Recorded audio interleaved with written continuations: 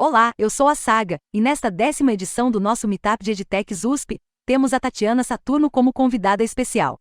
No quinto Consinat, sétimo Enesina e nona Sensinat, a Saga Pro apresenta a palestra O uso das tecnologias inteligência artificial, gamificação e psicologia cognitiva social para o ensino de ciências e outras disciplinas curriculares.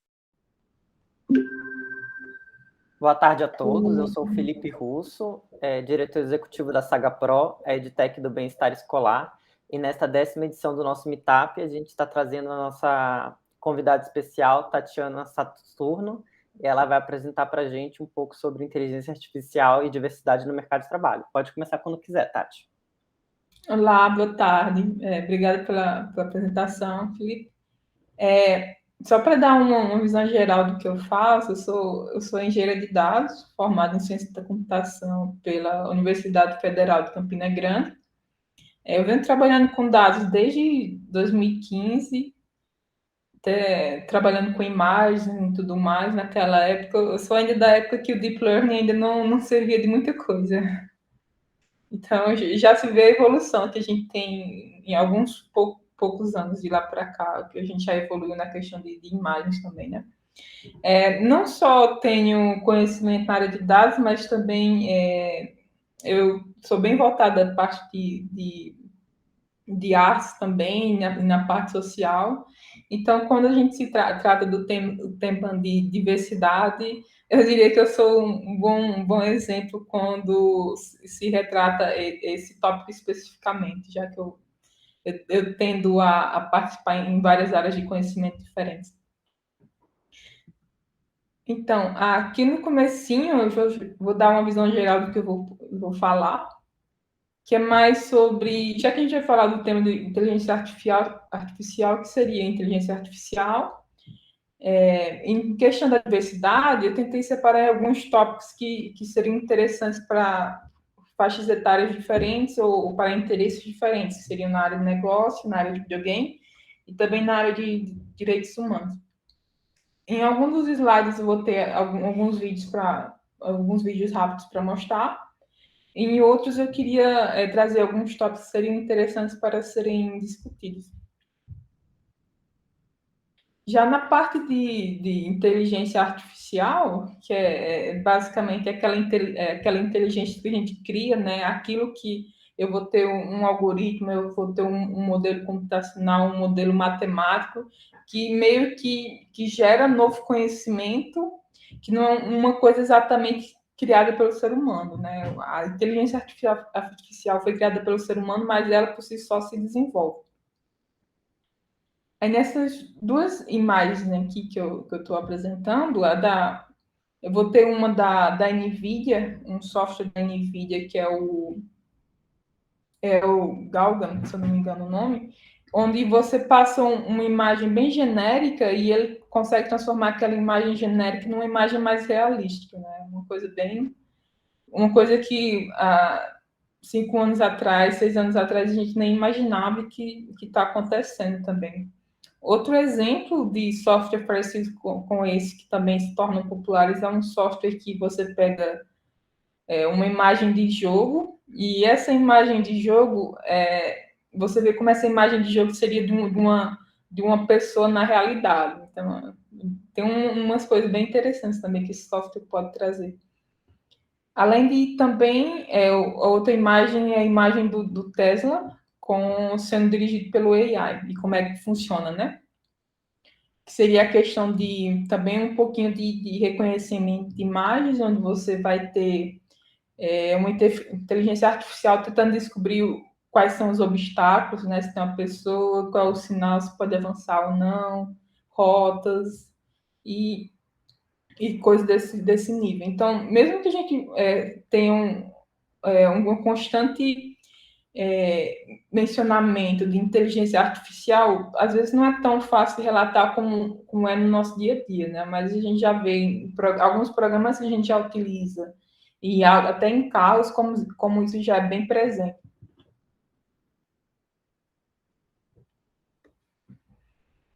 Aí agora um pouquinho mais, por que diversidade é importante, né? Por que diversidade inteligência artificial é importante? Porque é importante para o negócio, né?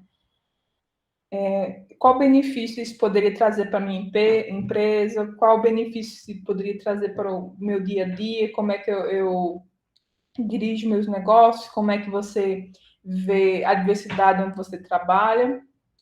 Tem um vídeo aqui que é sobre fronteiras do pensamento, um vídeo bem antigo, mas ele já tem um filósofo e pedagogo, Edgar Morin, que ele é bem conhecido, né, nessa área de pedagogia e nessa área de complexidade. Aqui nesse vídeo, ele vai falar um pouquinho sobre a crise econômica mundial de 2008, que foi aquela que a gente teve nos Estados Unidos, com o problema das hipotecárias e tudo mais. Aqui eu vou mostrar só um pouquinho para vocês terem uma noção de como a diversidade influencia numa crise mundial econômica.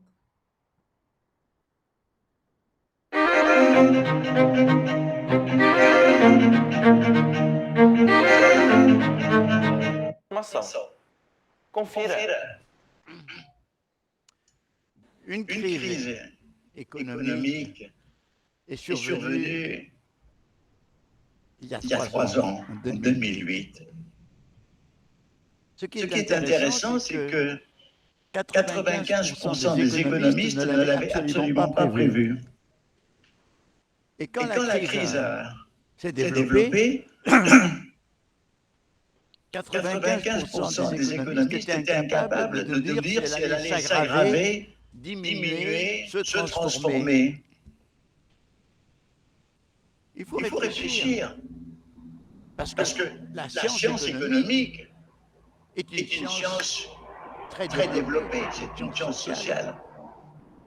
Mathématisée, formalisée, qui a eu des prix Nobel.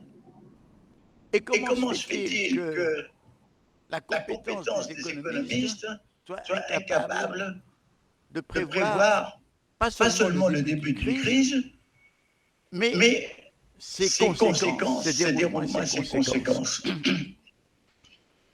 Eh bien, je crois que ça tient au mode de connaissance qui est le nôtre, qui est fondé sur la séparation entre les domaines disciplinaires, l'économie, la sociologie, la psychologie, l'histoire, les sciences humaines, les sciences de la nature.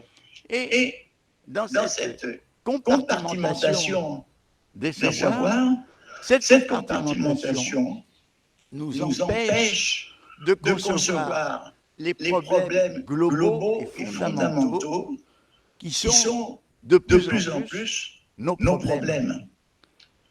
Parce que...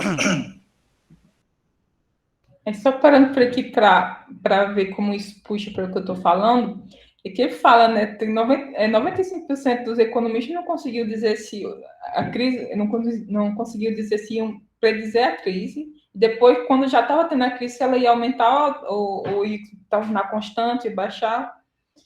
E uma coisa que ele fala que é bem interessante, que isso é uma das coisas que podem ser conectadas a como as áreas de conhecimento são separadas.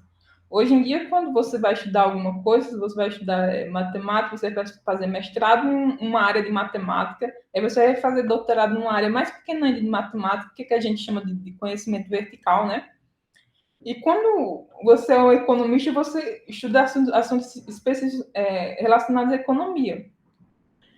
Mas daí, quando você separa as linhas de conhecimento, a gente para de pensar numa coisa que é muito importante na inteligência artificial, que é os diversos fatores que você tem que se considerar quando você está criando aquela inteligência artificial. Porque quando você está falando de economia, você não está falando só de o quão o PIB daquele país cresceu, o quão o lucro daquela companhia cresceu, mas também você está falando de questões de fatores externos, como, por exemplo, o Covid é um bom argumento para isso, né? Como é que uma pandemia que não tem nada a ver economicamente, quando você vê assim diretamente, é uma coisa de biologia, uma coisa da área de saúde, como é que isso afetou diversas economias no mundo todo, né? E se você fosse uma pessoa só da área de economia, sem entender da parte social, sem entender da parte de como esse vírus se espalha, como é que você conseguiria prever que sua economia iria ou não se recuperar nessa pandemia, né? Por exemplo, como é que você pode trazer essa questão para os seus negócios? Por exemplo, quando você for fazer sua inteligência artificial, você tem que levar em consideração que o seu negócio não é um negócio estático, de certa forma, o business é uma estrutura social. As pessoas que fazem parte do seu negócio, que trabalham no seu negócio, são pessoas que podem ser afetadas por crise econômica, podem ser afetadas por crise na saúde e outros fatores, e que é claro que coisas como o Covid não são fáceis de prever, mas são coisas que você pode ter precauções caso ocorram. Por exemplo, muitas das empresas que foram afetadas e que já tinham um ambiente digital um pouco mais desenvolvido que outras, essas empresas tiveram muito mais facilidade em lidar com a pandemia do que outras empresas que não tinham nenhum portfólio digital. Então, o que está acontecendo no momento? O que está acontecendo no momento é que as empresas começaram a diversificar as vias que eles estão trabalhando, né? Em vez de não ser uma via mais física, mais pessoal, as pessoas começaram a ter mais presença em plataformas digitais também, né? Então, isso é uma forma de compensar diverso, pode lhe trazer benefício. Como não ter só um economista, como não ter só uma pessoa de design, como não ter uma pessoa só de um background específico, pode lhe ajudar na sua empresa. Cada pessoa diferente que você tem na sua empresa vai lhe trazer visões de negócios diferentes. Então, se você tem todo mundo do mesmo background, a probabilidade deles pensarem nas mesmas ideias é bem mais alta do que se eles forem de background diferente.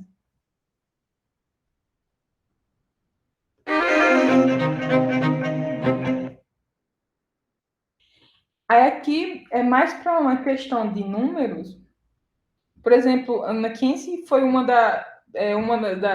das empresas que fez das empresas ou companhias que fez um estudo nessa área de diversidade, e ela mostrou estatisticamente que empresas que são mais diversas, elas têm não só um rendimento de trabalho maior, mas como também chegam até a lucrar mais.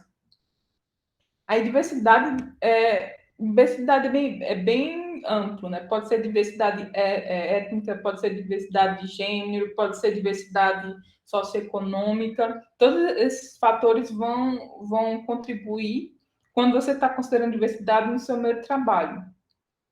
Do ponto de vista de você ser um empregado ou empregada naquela empresa ou companhia, você vê que empresas mais diversas vão ter uma abertura e um acompanhamento de você que lhe dá um sentimento de pertencimento melhor àquele ambiente. Imagina você indo trabalhar, você sendo uma mulher e trabalhando numa área que só tem homem.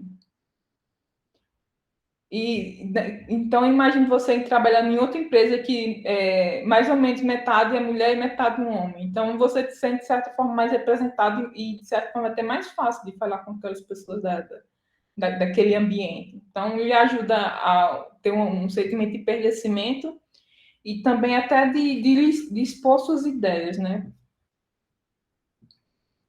A mesma coisa quando... um dos links que eu coloquei no rodapé fala sobre diversos pontos que a diversidade pode lhe ajudar nos negócios. Um dos pontos é na questão de pertencimento, outro dos pontos também na questão de ideias. Um exemplo básico disso é como você pode ter um produto que funcione muito bem na Europa e tenta instalar esse produto no Brasil.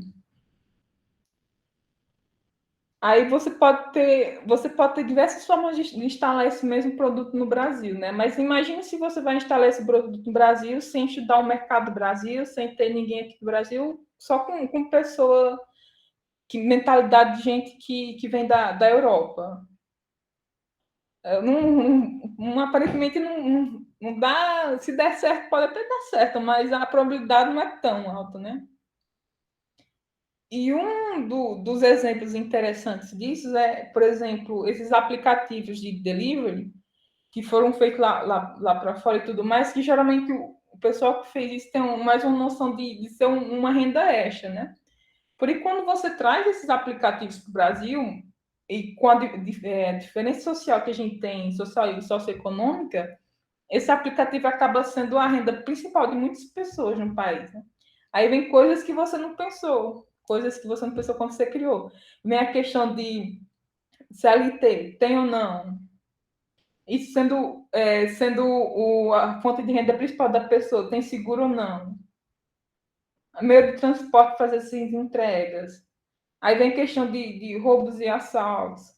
Tudo isso são questões que esses produtos não consideraram no começo, mas que são realidades que você pode encontrar, que são bem distintas do que ter esse aplicativo em outro país da América do Sul, do que ter esse aplicativo especificamente no Brasil. É isso onde você tendo um time de diversidade e um time tentando focar onde não só na entrega de um produto, mas onde você vai entregar esse produto, é um dos fatores importantes que você deve levar em consideração. E isso traz a questão das ideias, né? Cada pessoa vai trazer uma ideia diferente.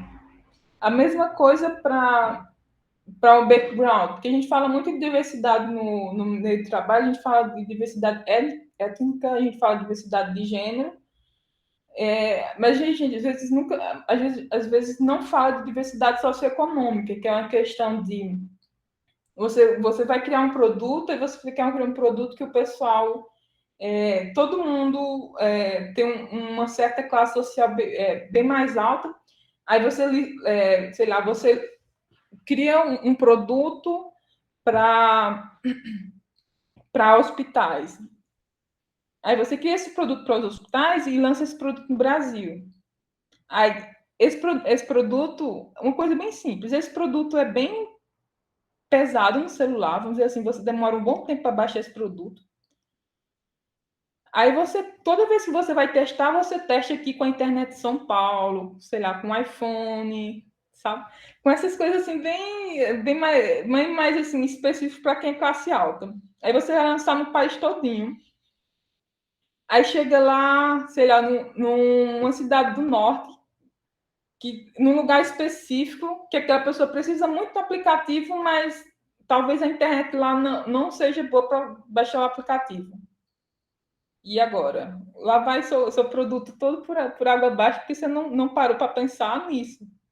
Porque a sua equipe não era diversa o suficiente para poder pensar nessas possibilidades.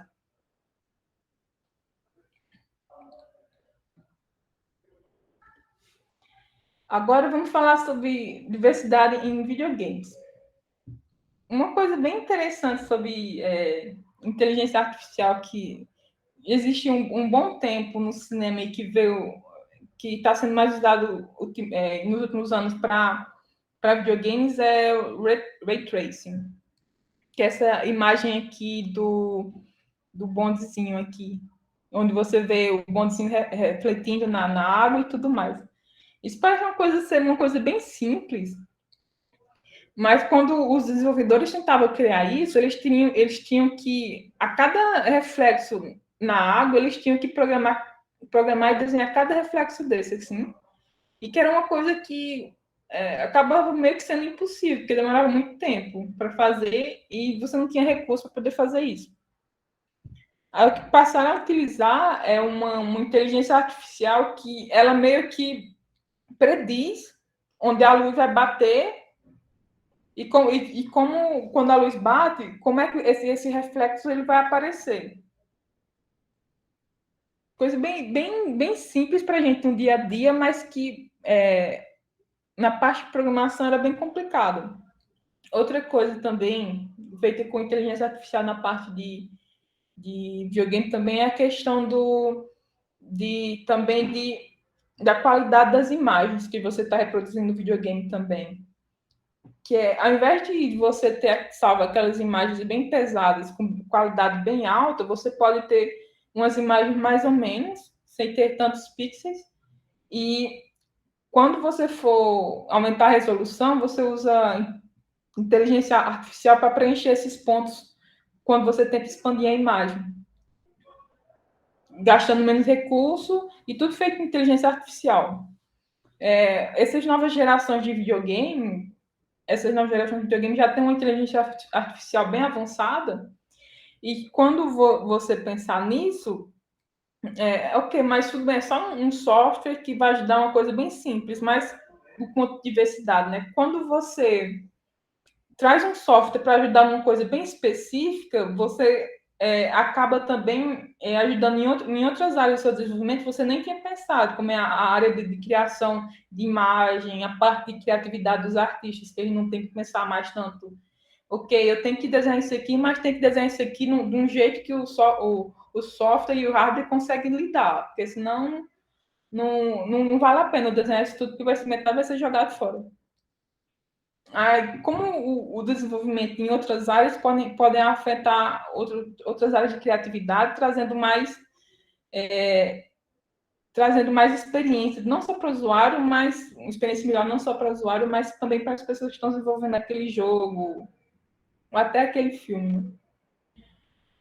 E uma coisa bem interessante é que essa outra imagem que você tem na tela, que é uns personagens, são personagens de World of Warcraft, e que é um jogo, um dos MMOs, o MMO mais famoso da história, e que levou 16 anos depois de ter sido construído para ter a opção de você ter cor de pele afro.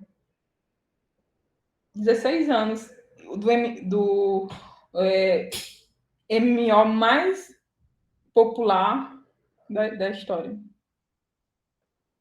E por que isso é tão impactante?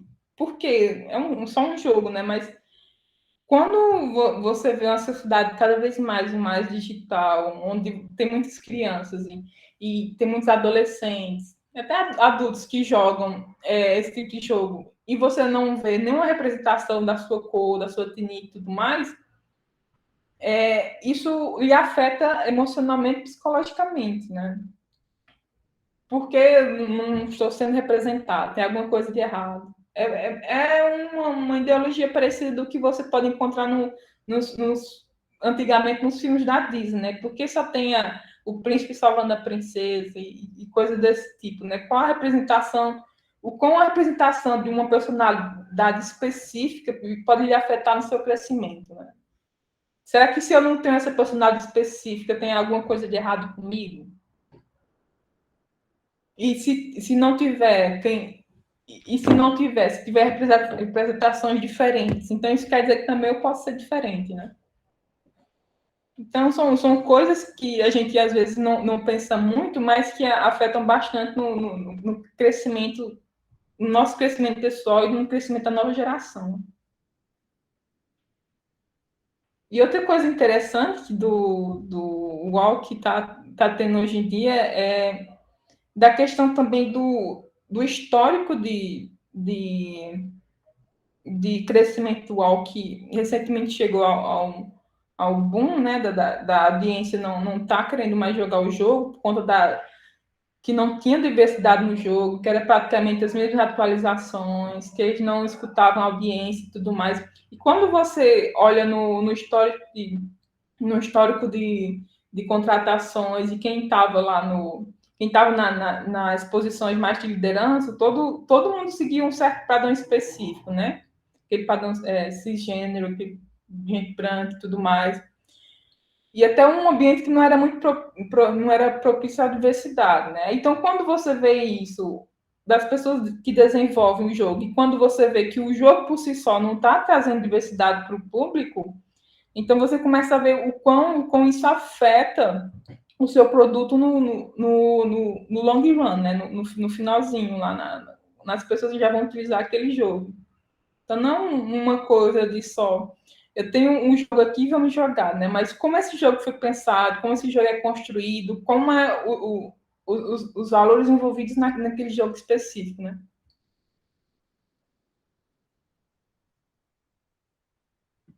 Aí mais um pouquinho sobre diversidade em jogos, aí sobre questão de representação. Aí nesse caso aqui são duas imagens de representação LGBTQ+, onde do lado esquerdo eu tenho The Last of Us, onde eu tenho um casal, eu tenho um casal lésbico, e do lado direito tem o Final Fantasy XIV, que é o outro, também um MMO, e nesse Final Fantasy XIV é permitido o casamento entre pessoas do mesmo sexo no jogo.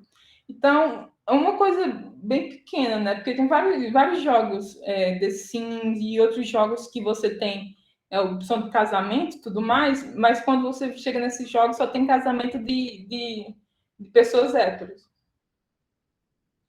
Aí, às vezes, o que você tem que fazer? Você tem que ir lá criar um personagem que era o seu sexo oposto, para poder ter um casamento com alguém que você conhecia, que era do mesmo sexo, né? Então, umas coisas que podem ser pequenas, mas que aos tempos vão mudando, e você vai começando a perceber que o diferente, na verdade, é uma coisa bem normal, né?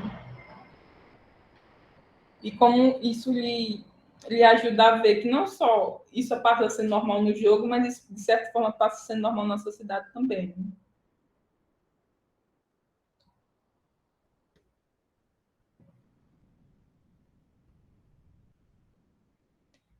Aí um pouquinho mais de agora sobre a questão de diversidade agora nos direitos humanos, a gente vai poder falar um pouquinho mais da parte ética também, né? Quando a gente está falando de diversidade de direitos humanos, que é aquele direito de cidadania, aquele direito de ter certos direitos e certos deveres de acordo com a lei. E como quando você está criando software, às vezes você não pensa nisso. Que é aquela questão que eu estava falando sobre o software delivery que pensou em ser uma coisa extra e quando chega aqui acaba sendo uma fonte de renda principal. Ou então quando você cria um software sei lá, na Europa, nos Estados Unidos e traz para o Brasil sem testar. Mesma coisa, o Uber é um desses exemplos também, que eu tinha o software nos Estados Unidos, chegou aqui, aí tem uma série de leis no Brasil que meio que o aplicativo não era adaptado a essas leis específicas.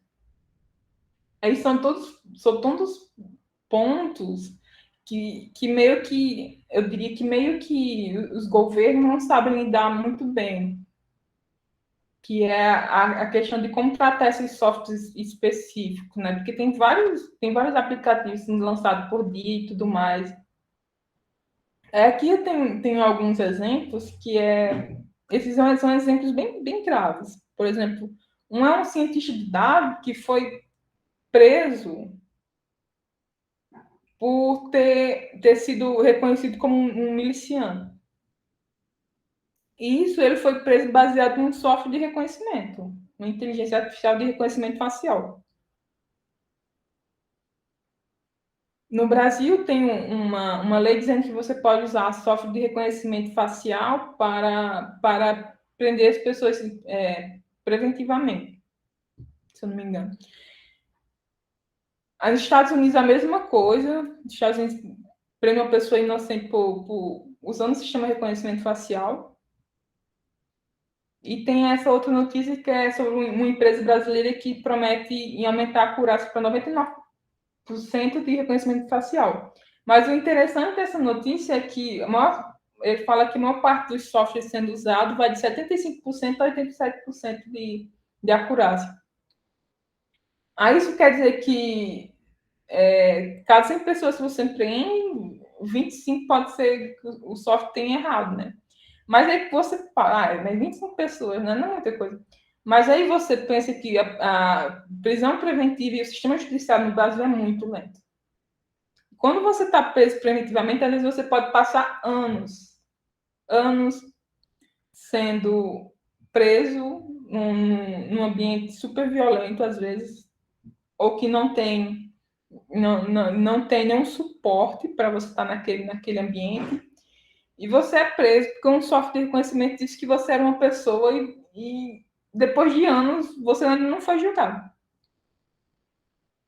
E como é que você sai dessa situação quando você está numa situação socioeconômica muito ruim, né? Porque, claro que essas pessoas, quando você vê essas pessoas que conseguiram sair, elas tinham condições de pagar um bom advogado para poder tirar aquelas pessoas de lá, né? Porque se você for uma coisa dada a você pelo sistema, seria bem mais difícil. Então, imagina a quantidade de pessoas presas nesse momento por conta de software de reconhecimento que, na verdade, não foi nem averiguado o resultado desse software. Então, entre a questão da inteligência artificial e a questão de ética também, né? Até que ponto o software, a inteligência artificial pode influenciar na nossa vida, né?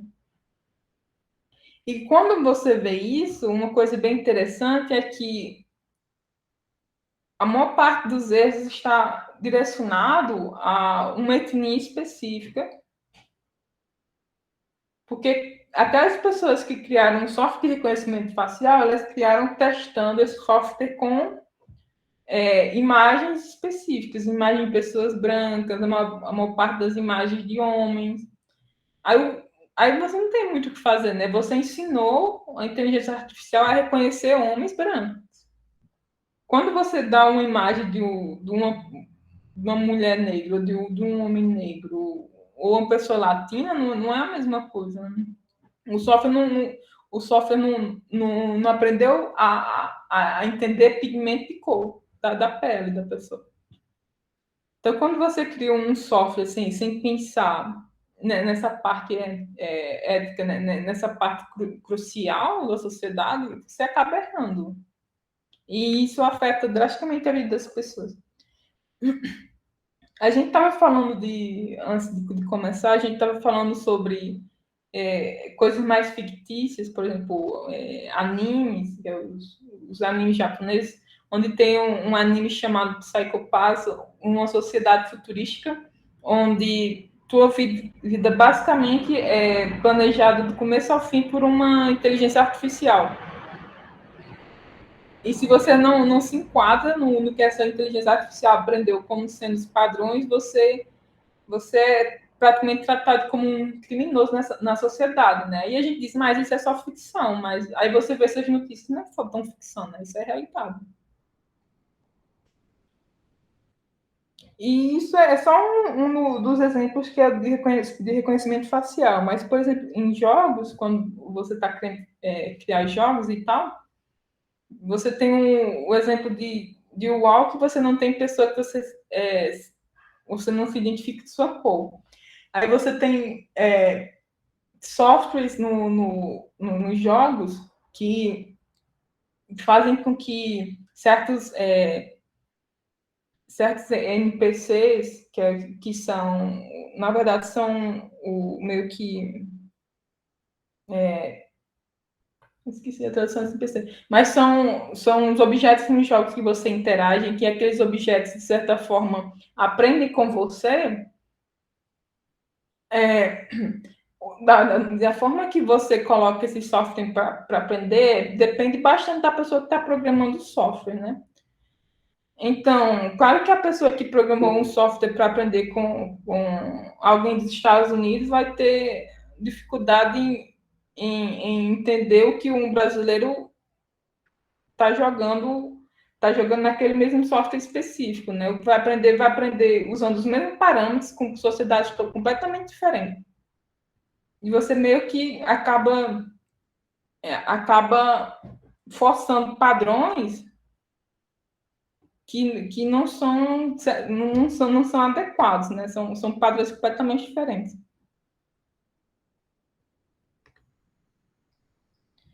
Aqui eu tenho uma coisa bem notável da questão de inteligência artificial e como isso afeta os direitos humanos, quando a gente começa a falar dos softwares de recomendações. São os softwares que começam a criar as bolhas sociais, né? Eu tenho um vídeo aqui que fala um pouquinho mais do que são essas bolhas virtuais. Não playable character, assim, NPC. Compartilha esse vídeo. O interessante desse vídeo das bolhas, né, é que quando a gente começou a criar os algoritmos de recomendação, né, eles são bastante úteis. Você tem, se você quis comprar alguma coisa específica, e você quer comparar os preços, isso é bem interessante, ele salva tempo e tudo mais. Você quer achar, você gosta de pintar, de desenhar, etc., e você quer ver vídeos mais parecidos com aquilo, e artistas que têm um gosto parecido, isso é bem interessante também. Sobre buscas, você é da área de computação e você quer buscar sobre resolução de bugs no seu código. Claro que quando você precisar Python, você quer ver sobre código da linguagem de programação, né? Não parece uma cobra, né? Isso o software ajuda bastante. Agora, o problema é quando o software aprende tanto o que você quer e recomenda tudo que é ao seu redor que você vira aquilo, basicamente. Você fica preso naquilo que é você no momento. E a gente sabe que o ser humano não é uma coisa constante, né? Nosso gosto muda diariamente. Tem alguns valores nossos específicos que geralmente não mudam ao longo da nossa vida, mas mudar em outros sentidos é uma coisa normal, né? Uma coisa de aprendizado.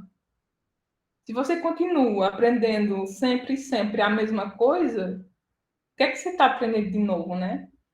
E aí a gente começa a voltar para aquela questão de quem está programando o que a gente está utilizando, né? Se todo mundo continua nessa aprendizagem da mesma coisa, como é que você vai aprender o diferente, né? Onde é que vai ficar aqueles grupos que são diferentes? Quem é que está atingindo aqueles grupos, né? Aí sobre o que o próximo vídeo que é A União Europeia. O vídeo sobre o dilema das redes, que é um documentário que você pode assistir na Netflix, que trata bem específico, né, dessas bolhas que os algoritmos estão criando e como isso realmente pode afetar o nosso dia a dia, né? Não é uma coisa de ficção que você só encontra em filme ou documentário.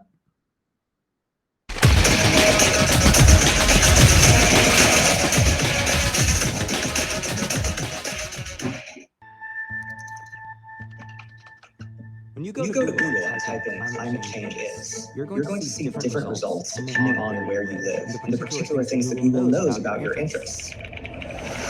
That's not by accident, it's a design technique. What I want people to know is that everything they're doing online is being watched, is being tracked. Every single action you take is carefully monitored and recorded. A lot of people think Google's just a search box and Facebook's just a place to see what my friends are doing. What they don't realize is there's entire teams of engineers whose job is to use your psychology against you.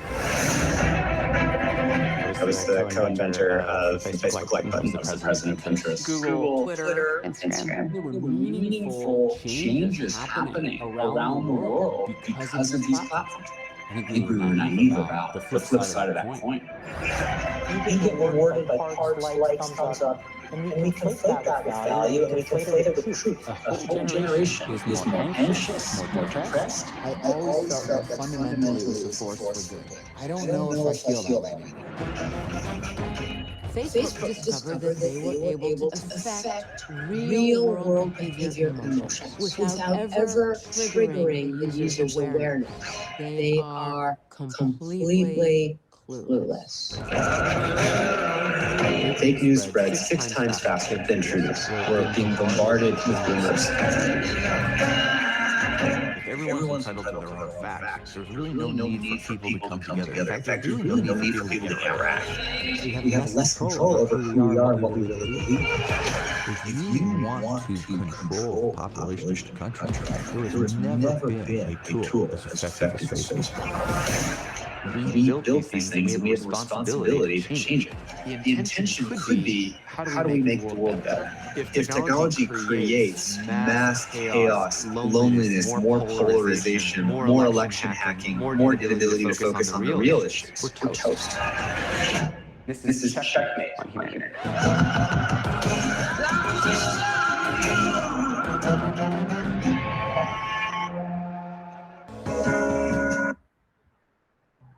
Mas aí é a próxima questão, né? Criamos essas bolhas. Vivemos num mundo que tudo o que a gente está vendo, está lendo, está escutando, que está aprendendo, é tudo de coisa que a gente já gosta. Aí vem uma coisa, psicologia que chama de afirmação, né? Sentimento de pertencimento. Então, a gente está naquela área específica que nós, como seres humanos, adoramos, né? De pertencer a um grupo. Geralmente adoramos, né? Pertencer a um grupo, ser afirmado naquele grupo, ter pessoas que lhe escutam. Lindo, maravilhoso. Mas aí a questão, né? É um grupo.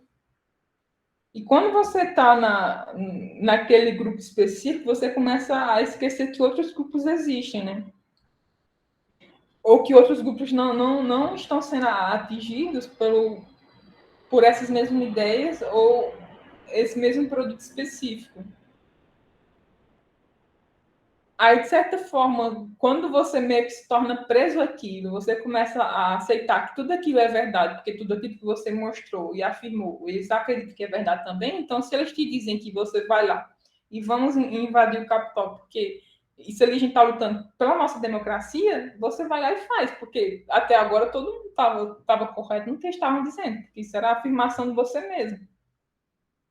Então você vai lá e faz, porque todo mundo que você passou a vida todinha ali naquele grupo, achando que tudo aquilo ali que eles diziam era verdade, e você nunca quis mais ouvir alguém dizendo que aquilo não era verdade, você começa a fazer coisas que pensando bem, não fazem muito sentido. Se você for pensar depois, talvez não faça muito sentido. Mas essa é a questão dos grupos, né? Você começa a criar notícias que talvez não sejam verdades, mas que estão tão embriagados no seu dia a dia, no seu cotidiano, e que fazem parte do que você é, que se você negar aquela notícia, é como se você negasse a si mesmo, né? E começa a intolerância, né? Você começa a criar os algoritmos de intolerância. E o que é bem interessante, que eu percebi ao longo dos anos, quando eu fazia, era Hackfest, Hackathon para questão de dados, era vamos tentar encontrar padrões, vamos recomendar isso e aquilo. Aí eu percebi que nos últimos anos tem um fator específico que não tinha antes na premiação desses algoritmos. Agora os algoritmos estão premiando quem coloca o fator de diversidade dentro da inteligência artificial. Não é mais só recomendar o que aquela pessoa gosta baseada em gênero de música, em frequência de escutou aquilo e tudo mais, não. Também começar a inserir diversidade no algoritmo, que é uma das formas de sair dessas bolhas virtuais, né? Desse dilema das redes sociais. Como o primeiro vídeo comentou, né? Em vez de só curtir, compartilhar coisas de pessoas que você tem opiniões parecidas, você começa também a tentar ver coisas de opiniões diferentes. Geralmente eu tento fazer isso. Umas pessoas que nem sempre têm a mesma opinião que a minha, mas que tem argumentos válidos e que tem argumentos que são baseados em fatos. Eu tento ver essas questões diferentes. Ou então, uma coisa simples, tenta acessar o YouTube na sua página normal e numa página anônima. Você vê a diferença do que aparece na sua página inicial ali. Tente usar o Netflix do seu amigo. Tente pesquisar o Google numa página anônima. Você vai notar a diferença imensa.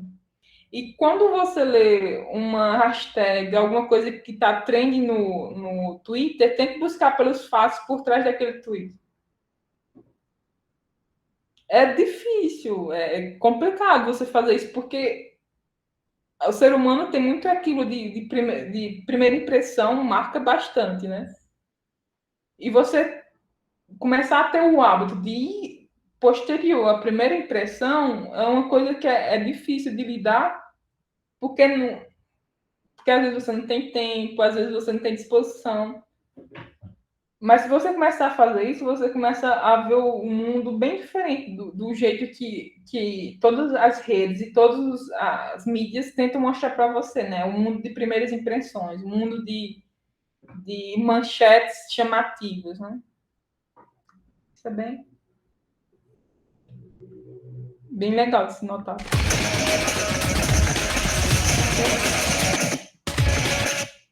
Acho que isso é por isso para minha hora. Agora é a parte do debate, não é? Sim, agora a gente vai começar um debate. Muito obrigada pela apresentação, Tatiana. Tem uma coisa que você trouxe logo no início e que ficou na minha cabeça durante a apresentação inteira, e foi sobre a complexidade, né, e a cultura dos especialistas, né? Não, preciso contratar um especialista para resolver isso, não, mas o especialista vai saber como resolver. E a gente já está vivendo num mundo tão complexo, tão caótico, tão acelerado, que não existe especialista nenhum que consiga resolver. Que os especialistas da economia não sabem como a economia vai se comportar, os especialistas da medicina não sabem quando a próxima pandemia vai vir, nenhum especialista de nenhuma área sabe prever nada do nosso futuro próximo, né? E, ao mesmo tempo, a gente vê que o que a gente precisa para fazer uma inteligência artificial boa é uma boa riqueza de dados, né? Dados diversos, dados em bastante volume. O que faz a gente pensar de onde vem a inteligência humana também, né? E de como a gente pode melhorar essa inteligência. Se a inteligência da máquina melhora com a diversidade, qual que é a inteligência humana que não melhore com a diversidade, né? E eu acho que a grande vantagem da inteligência artificial em relação à nossa, e que a gente nunca vai ter como abrir mão disso, é justamente o processamento massivo de grandes volumes de dados. O ser humano não foi feito para processar Big Data, né? E pode falar, Will. Não, termina aí eu comento. O ser humano ele não foi feito para processar Big Data. E isso é uma coisa que, eventualmente, a gente ia esbarrar nisso. Vocês já pararam para pensar o quanto a produção humana ela evolui, o quanto a academia gera artigos científicos, quantos mais livros a gente escreve, publica, filmes, pesquisa, música, qualquer coisa, qualquer produto cultural. Uma hora isso ia saturar, você está entendendo? O currículo de uma criança do ensino fundamental 2, ensino médio, cada vez só aumenta mais, né? E cada vez é um conhecimento mais denso e mais volumoso. Cedo ou tarde, a gente vai ter que entender que o ser humano ele não foi feito para ser esse cartão SD, né? Ele não é um cartão SD de memória. Que a nossa inteligência não é uma inteligência, deixa eu acessar onde é que está gravado isso no meu cérebro e cuspir aqui numa tela, numa entrada de input, num vestibular. Que isso é coisa de inteligência de máquina. E talvez a gente comece a pensar para que é de fato a inteligência humana, né? Pode falar aí, Will. Tá, eu tenho várias críticas referentes a esse assunto. O primeiro ponto que eu acho que há uma negligência é referente à autonomia. A gente tende a imaginar que porque nós somos seres adultos, nós temos autonomia e decisão. Mas a partir da hora que você vive numa sociedade, você abre mão da autonomia plena, e você torna a sua autonomia, você passa parte da sua autonomia, do poder de decisão da sua autonomia, para um ente que supostamente tenha mais competência para tomar aquela decisão para você. Por exemplo, não é você que escolhe seu remédio. Você vai lá, um médico, e o médico escolhe o remédio para você. Não é você que escolhe o currículo que você vai estudar. Sempre tem a partir da hora que você está em sociedade, você tende a alguém escolher ter autonomia de decisão para você. Quando você está numa rede social e você passa esse poder de autonomia para alguma coisa não humana, você sempre tem um problema de alguns fatores culturais.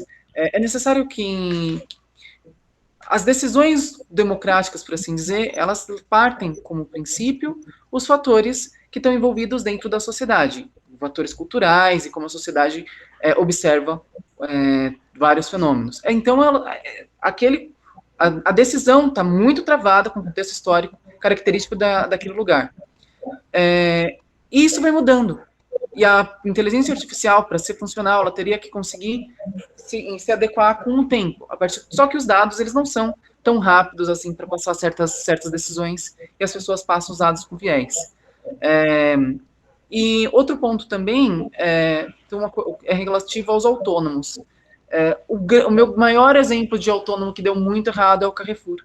O Carrefour ele tem um poder de gestão dentro de uma inteligência artificial que não é computadorizada, na verdade, ela usa pessoas no processo, mas não deixa de ser um processo de inteligência artificial, só que ela não conseguiu se adequar a mudanças sociais, e hoje você olha o Carrefour tomando gafes medonhas relativas a todo tipo de preconceito possível. Semana passada saiu uma nova do Carrefour ameaçando, colocando os funcionários sob condições desumanas. Mais uma novidade do Carrefour. E aí você fala, tá, mas a responsabilidade do diretor. Não é bem assim. A responsabilidade está dissolvida na máquina como um todo, então você não consegue atribuir a responsabilidade para uma pessoa em especial, assim como acontece na rede social. A quem você atribui a responsabilidade pela decisão? Não tem uma pessoa ali para você atribuir a responsabilidade. Existem algumas críticas, repara que eu só trouxe críticas, eu não trouxe sugestão de solução nenhuma. Adorei a apresentação, Tatiana.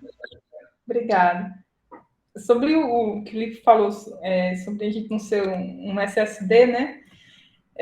Uma coisa que, particularmente, eu acho bem interessante é a questão do Edgar Morin da teoria da complexidade, que ele vai falar que todos os campos, eles estão interligados, querendo ou não, né? Tudo que a gente, matemática, biologia, filosofia, tudo está interligado de jeito ou não. E quando você olha na história da humanidade, quando você via descobertas na matemática, física, aquilo afetava a sociedade toda, né? Então, o que é que mudou agora no presente? Que a educação é feita para ser assim, né? Separada.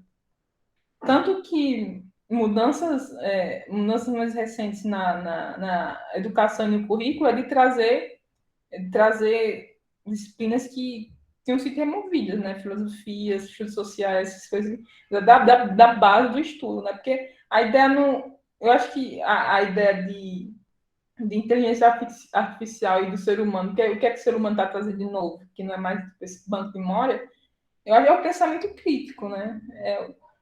Não é o que... Tanto que os empregos já estão mais atualizados nessa questão. Não é questão de você memorizar tudo que você estudou, não é? Lidando esse problema aqui, você consegue resolver esse problema aqui?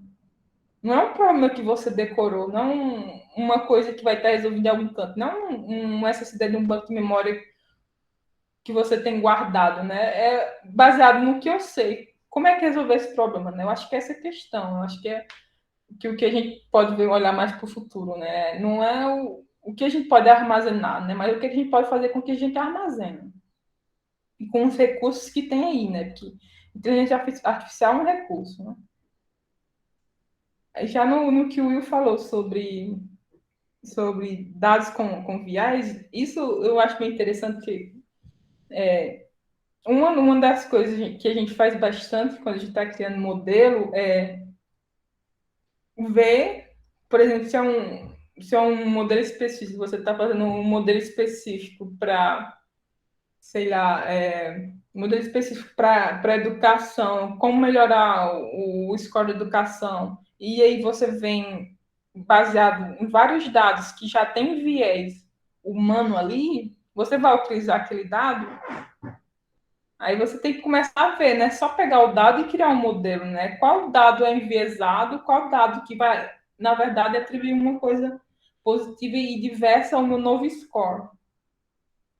Achar os motivos, né? Não achar as correlações, achar as casualidades, né? Isso que eu acho. São novas formas de se criar modelos estatísticos que estão sendo mais aplicados. Pelo menos eu vejo que estão sendo mais aplicados hoje em dia, né? Mas que nem todo mundo pensa, né? Tem um boom de pessoas e de empresas tentando buscar por cientistas, engenheiros de dados, pessoas que trabalham com dados, mas nem todo mundo tem um recrutamento, uma equipe já preparada para lidar com essas novas necessidades, né? Não são os modelos estatísticos antigos, né? São os modelos estatísticos novos que precisam se preocupar com diversidade, com bias e com outras coisas que geralmente você não se preocupava quando você estava criando em dado, né? Você não se preocupava em criar um algoritmo de segmentação e depois ser processado por preconceito. Isso você tem que considerar, e é uma coisa importante. E sobre quando você falou da questão do Carrefour, que eu achei interessante, de ser um modelo, de ter um modelo de inteligência artificial que é base, é uma coisa parecida com o que aconteceu com o Covid, né? Você tinha vários modelos. Chegou o Covid, pronto, acabou seus modelos estatísticos, todos base. Aí você vai criar um modelo novo, você vai usar que histórico de dados para criar esse modelo? Você vai usar o histórico de dados antes da pandemia? Sim, aí você vai usar os dados antes da pandemia e quer dizer que a pandemia não afetou nada o comportamento futuro? Então, agora é um tempo bem delicado, né? Porque você precisa de um histórico para construir um modelo de dados e você não tem mais histórico, praticamente. O seu histórico foi destruído, o seu histórico vai começar de agora. Aí, daí entra, né? Você estudar os comportamentos. Daí entra você estudar os comportamentos. O que é que o Covid afetou que pode afetar o seu negócio, né? E é a mesma coisa de quando você está usando uma software de inteligência artificial para uma empresa. A inteligência artificial numa empresa, ela de forma alguma tem que ser a gestão única para se chegar numa decisão. Se você está criando uma caixa preta e deixando a sua empresa ser movida por aquela caixa preta, você não sabe o que aquilo o que tem dentro daquilo, o que está saindo daquilo, e principalmente você não adapta aquilo ao longo do tempo, você está criando um Frankenstein, né? Um Frankenstein milenar que está tomando os seus negócios, né? Então, não é muito realista. Quando você cria um modelo, o modelo não é eterno, o modelo tem data de expiração. E não é uma data longa, não, dependendo de onde você trabalha.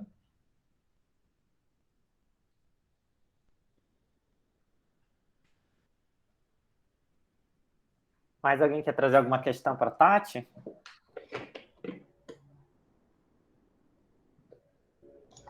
Eu ia trazer só um comentário, né? A gente fala tanto em quanto as inteligências artificiais, elas têm... Até a gente falou com o Marcos, né? Elas têm elas não são completas, mas elas também podem ser utilizadas usando essas diversidades de forma errada, né? Ainda tem que se tomar cuidado com o uso impróprio da ferramenta, tanto do deepfake, entre outros, a gente tem que trazer essa relevância e essa análise de dados. Até onde a gente vai com a nossa inteligência, né? Até onde vai a inteligência artificial. Se eu não me engano, há uns 2 anos atrás, teve a inteligência artificial do Facebook que se conversava com ela própria, e eles começavam a trazer, começaram a se conversar e em uma linguagem deles, e a gente não sabia o que eles estavam falando, mas eles se compreendiam plenamente. Daqui a pouco a gente tem que tomar cuidado até onde a gente vai, né? Porque até essa aí poderia ser desligada. E uma que não possa, né? Seja tão inteligente a ponto de ser muito inteligente. Mas eu acho que, nesse ponto de vista, até que ponto a gente usa a inteligência artificial, eu acho que, pelo menos em negócios, em certas áreas específicas, a gente tem que aprender que quando você usa um modelo estatístico, matemático, isso não é uma coisa universal. O modelo estatístico matemático para medicina é uma coisa, para a bolsa de valores é outra para a educação é outro, para otimização de distribuição de produtos é outra coisa. As pessoas têm que parar para pensar que ciências de dados não é uma coisa que é a mesma para todo lugar. Não é. O tempo que o modelo vai sobreviver numa bolsa de valores é muito menor do que um tempo que ele vai sobreviver num modelo de sei lá, recomendação de livros clássicos. Que os livros estão ali, né? Não vão mudar. Pouca coisa vai ser descoberta. E a mesma coisa, validade, a mesma coisa em questão de complexidade. Por exemplo, o modelo que você vai utilizar em negócios, você tem que entender o que aquele modelo está lhe entregando, porque se algo der errado, você está perdendo milhões ali, não é alguma coisa que você vai criar uma caixa preta e você pode deixar essa caixa preta andando por si só, e se acontecer algum problema, você não sabe nem o que foi, né? Enquanto esse problema existir, você vai perdendo dinheiro. E a mesma coisa, um modelo que você fez para a educação. Quem é que fez esse modelo? Se foi considerado questões éticas na criação desse modelo? Faixa etária? Se tinha envolvimento de pedagogo? Isso é tudo coisa que você tem que levar em consideração. Se for para a área de medicina, isso como foi testado, porque tem fator de risco, né? Risco de vida.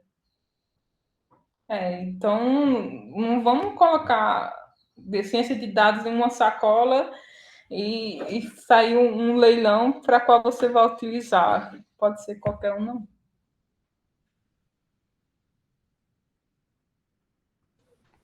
Em muitos contextos, o modelo afeta o contexto, né, Tati? É isso que você está dizendo. Na bolsa, por exemplo, alguém que use um modelo, quer seja ele gerado por inteligência artificial ou não, e tem muito sucesso, isso interfere com todo mundo, de repente está usando alguma coisa e ele já não tem a mesma validade em pouco tempo, né? Isso é verdade. Tem uma história interessante, que eu não recordo muito bem os fatos, mas criaram uma thread no Reddit uma vez, que era relacionada a uma empresa específica, que eu acho que uma empresa grande estava tentando comprar e estava tentando sabotar essa concorrência, né? E criaram um thread no Reddit para poder evitar isso. Aí o pessoal começou a comprar as ações. A ação foi um preço assim, bem alto, e isso afetou o mercado todo, né? Então, me lembrou desse caso específico. Mesma coisa com um algoritmo específico. Você cria um algoritmo para poder fazer investimento na bolsa por você, e se você uma coisa que você consegue supervisionar, aí você consegue perder o seu investimento todo ali num falso passo que você fizer. Então, se uma pessoa que quer investir na bolsa tem que estar averiguando constantemente o software, porque você não vai fazer isso em outras áreas, né? Não faz muito sentido.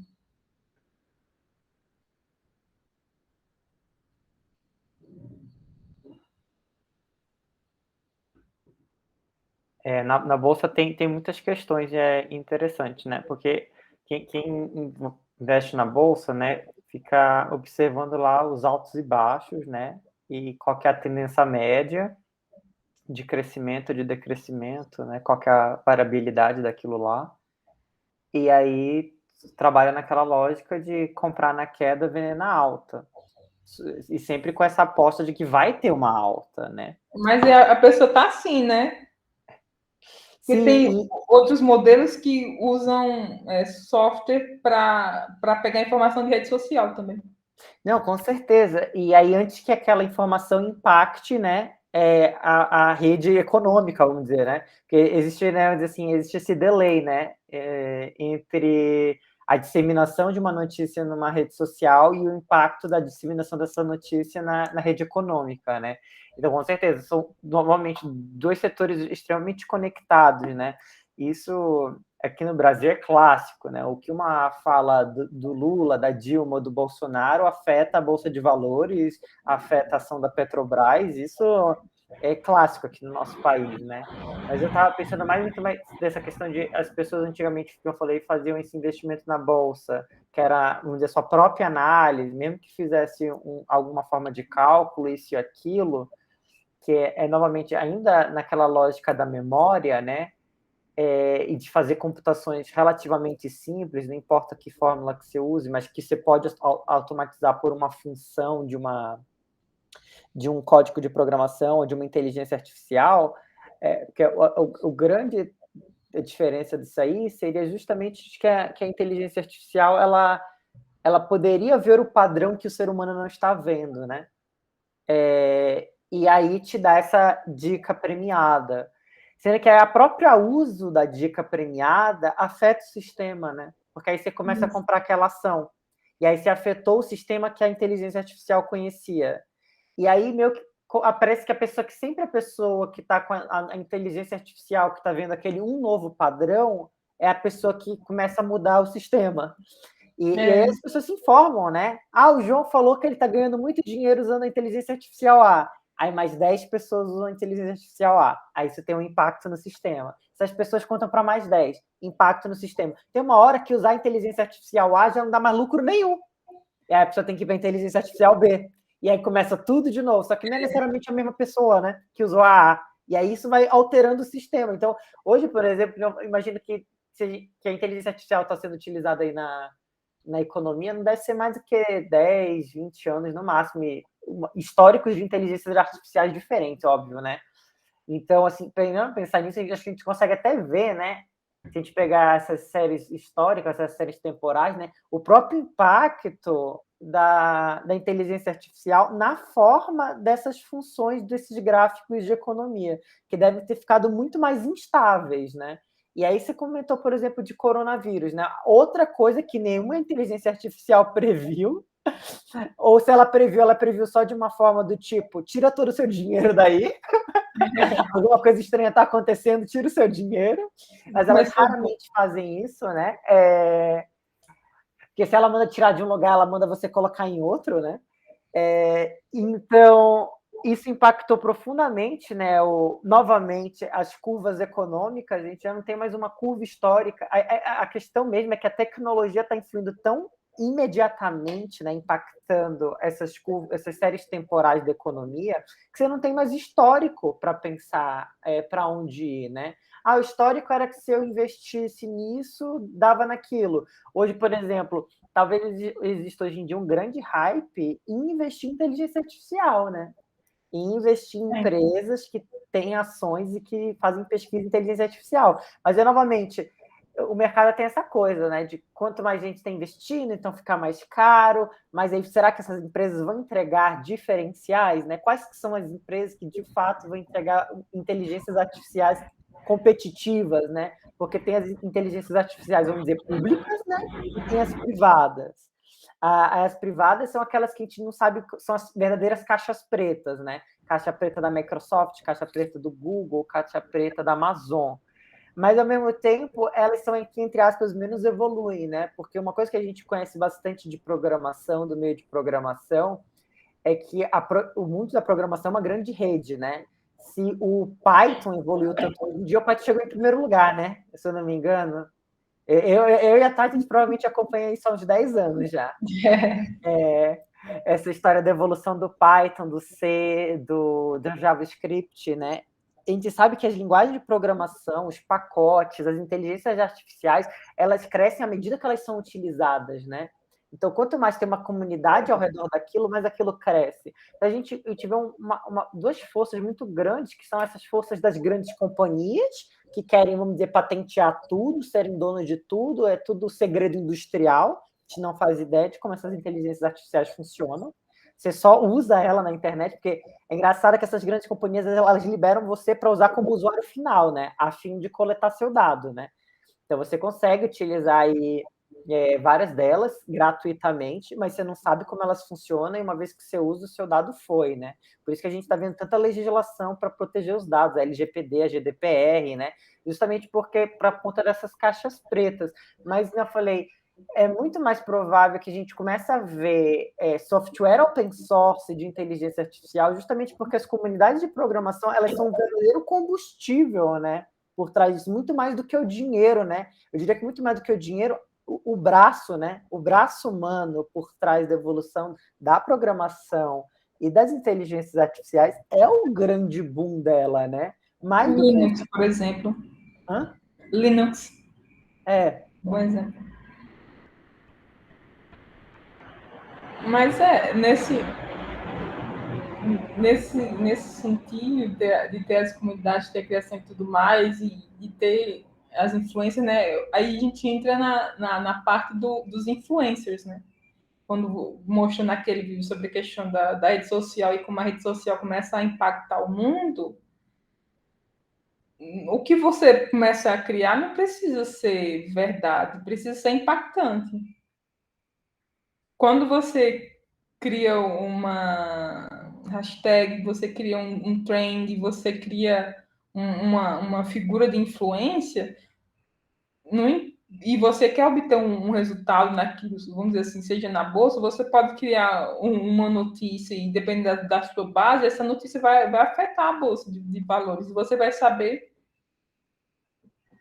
antes daquilo porque você criou aquela notícia específica, né? E você começa a ter as figuras dos influencers, né?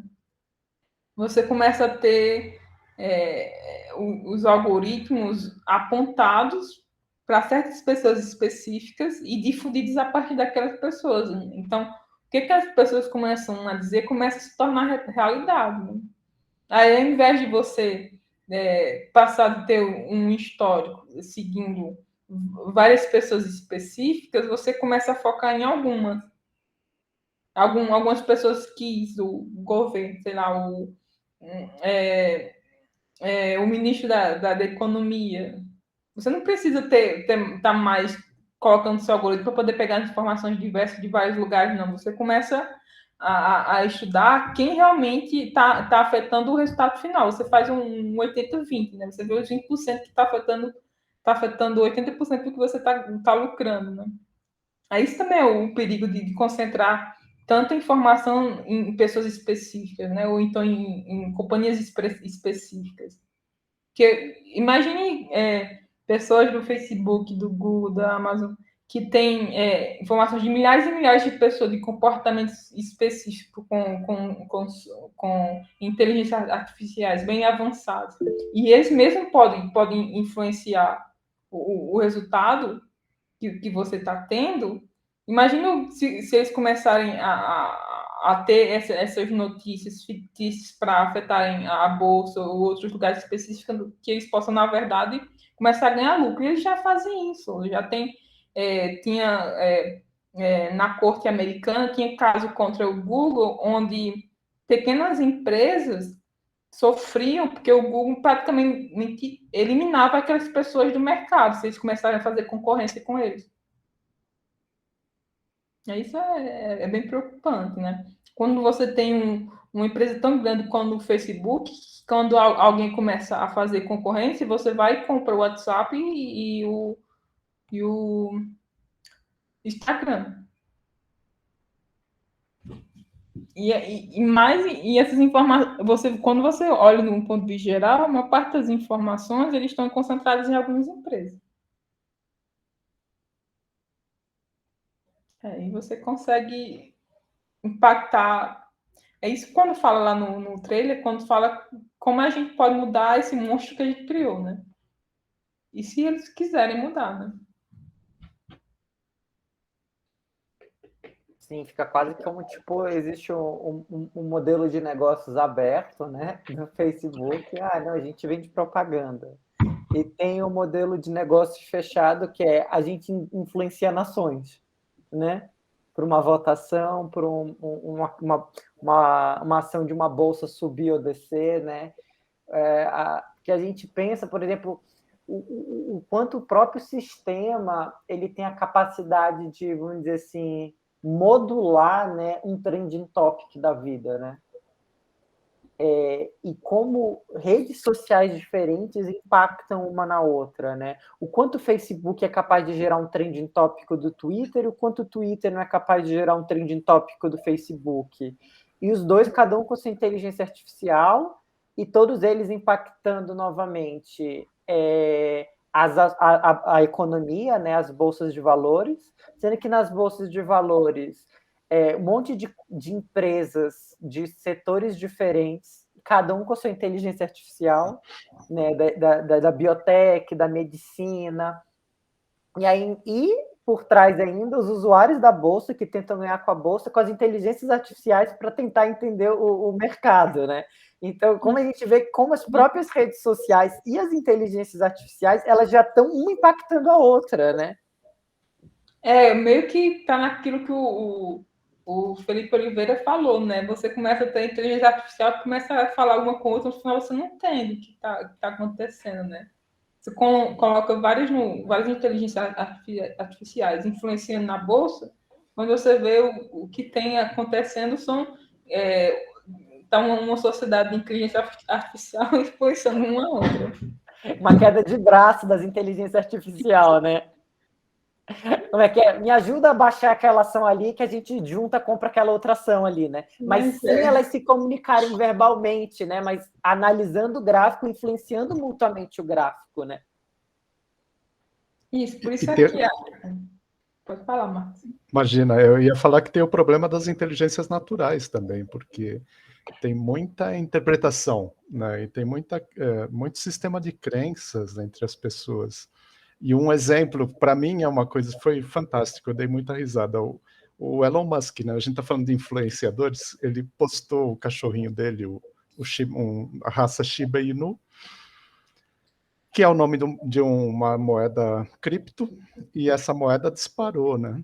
E aparentemente eu tenho para mim que ele postou o cachorrinho dele, ele não pôs comentário nenhum. A interpretação foi de que ele estava investindo em Shiba Inu. E muita gente começou a investir em Shiba Inu e o preço subiu, disparou. Aí perguntaram para ele, acho que foi ontem, quantos Shiba Inus ele tinha? Ele falou, não tenho nenhum.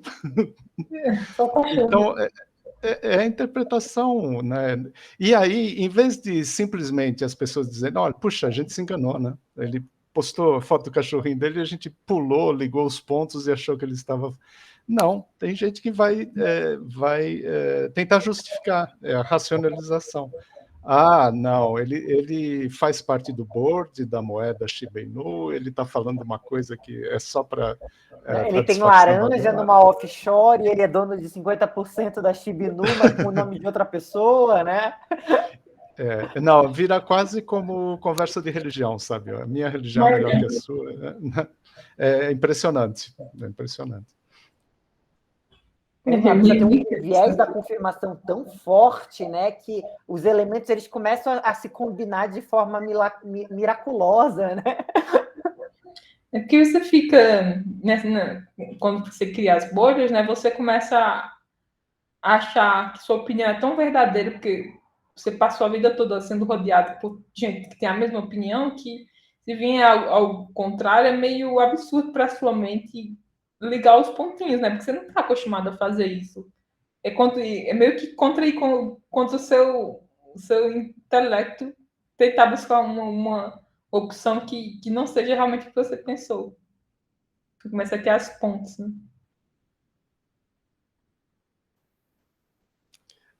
Sem falar que a gente vive numa sociedade, principalmente por conta das redes sociais, que favorece a aparência, não?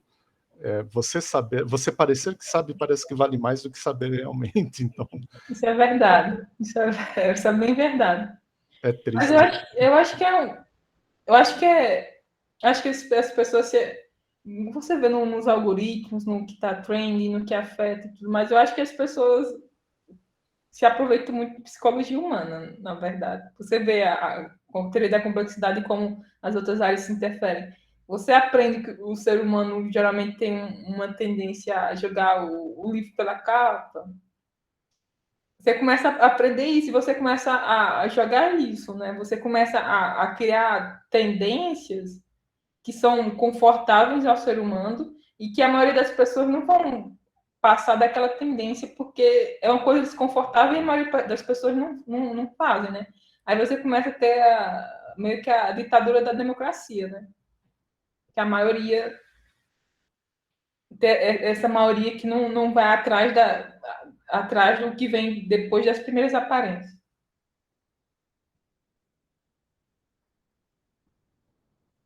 Toda essa questão eu acho muito a ver com conforto, né?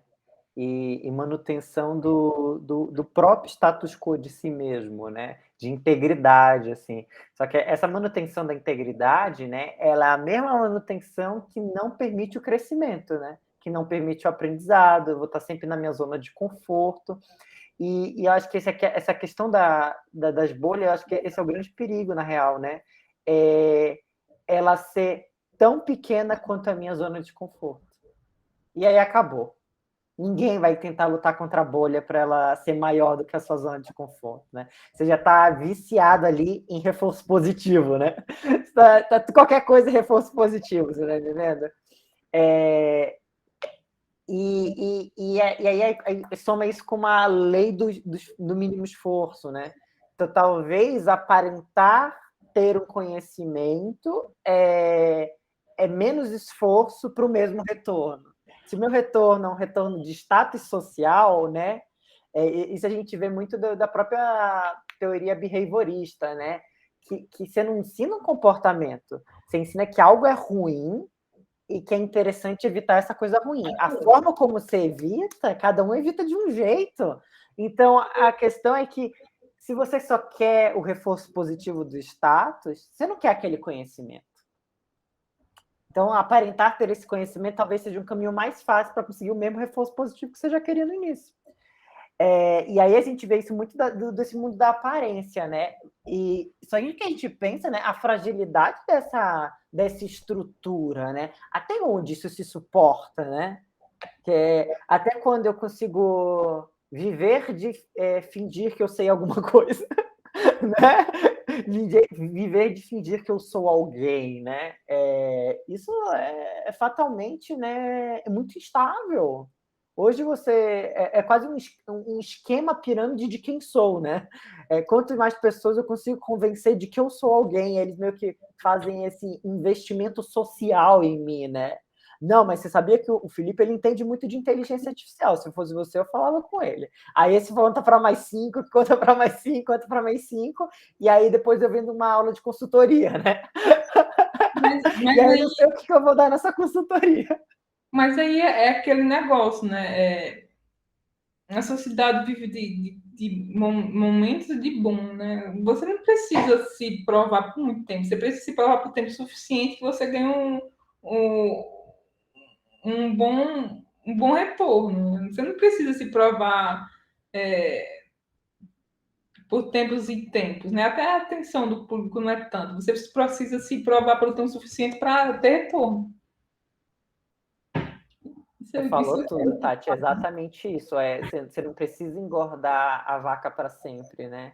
Você precisa engordar a vaca só até o tempo que é o momento do abate. E que você falou, e o momento do abate não é você que decide, é esse spam atencional da sociedade, né? Uhum. Inclusive, pessoas que, se a gente for ver historicamente, né, se a gente analisar a vida de pessoas que têm vários ídolos, né? Você não é ídolo de uma mesma pessoa a vida toda, né? Ela fica 5 anos ídolo de uma pessoa, 5 anos, geralmente com influencers a gente vê isso, né? Agora esse é o influencer do momento, é aquele outro influencer do momento, mas eu sou fã disso, mas eu super entendo essa pessoa. Não. É engraçado que as pessoas defendem como se fosse amigo, como se fosse da família, né? Não, mas se a pessoa tal falou, é verdade. Eu sigo ela todos os dias, ela me dá bom dia. Ela não sabe nem o seu nome. Né? Não sabe nem o seu nome. Então, tem isso que você acabou de falar, né? De capitalizar uma atenção, e tem esses assuntos do momento que você pode capitalizar eles, e eles surgem de demandas sociais genuínas, né? Eu acho que o que tem de não genuíno não é nem a demanda social, mas a solução, né? De achar que você tem a solução. Você não tem a solução, né? É a exploração, né? Hã?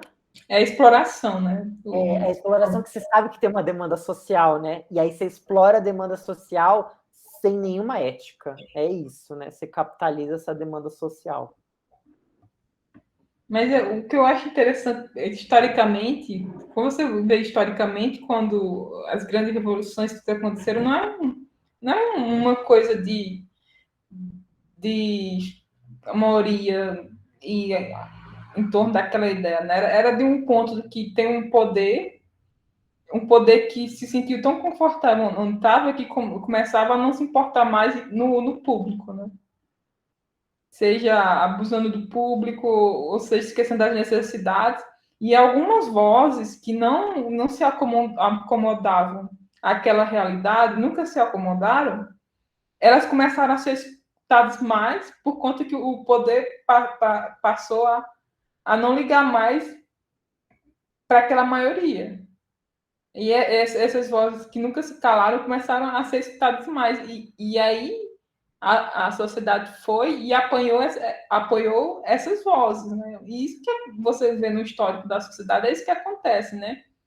E eu acho que vai continuar acontecendo, né? Chega um momento, por exemplo, de agora, onde tem uma maioria displicente em cada uma de suas bolhas, até que chega uma realidade, até que chega alguém ao poder. E esse alguém no poder começa a fazer coisa tão destratada com a sociedade, que aquelas vozes que falaram há bom tempo que isso não era correto, que isso não ia dar certo, começam a ser mais ouvidas, e isso começa a mudar, né? Tanto que alguns anos atrás, a gente estava tendo uma extrema-direita bem representante na política, e a gente, nos anos atuais, a gente já está começando a ver uma mudança, uma sociedade que tenta ser mais acolhedora das partes, né? Essa extrema-direita não está sendo vista mais como irracional, né? Isso eu vejo mudando, e eu acho que isso que acontece bastante na história da humanidade, né? O poder que se esquece de si mesmo, e aquelas pessoas que nunca se satisfazeram começam a serem escutadas.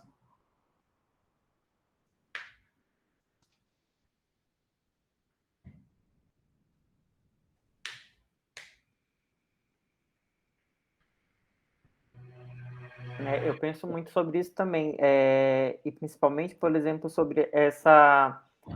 Quando você falou, por exemplo, de modelo de negócio, que ele é pensado, por exemplo, um Uber, um Airbnb, um iFood, que ele foi pensado numa realidade dos Estados Unidos, de Europa, como complementação de renda, e aí você vem para um país que nem o Brasil, que nem terminou sua infraestrutura nacional, né?